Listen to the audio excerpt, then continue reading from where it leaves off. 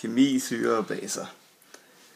Alle baser har en korresponderende syre, og alle syrer har en korresponderende base.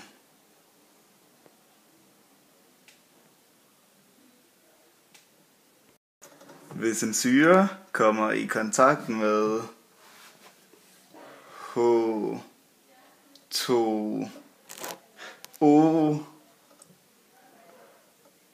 så vil den syre afgive et hydron.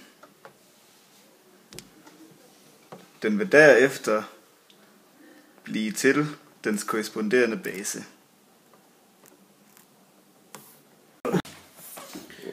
Og hvis en base kommer i kontakt med en syre, f.eks. H2O, så vil basen optage et hydron, og basen vil dermed blive dens korresponderende syre.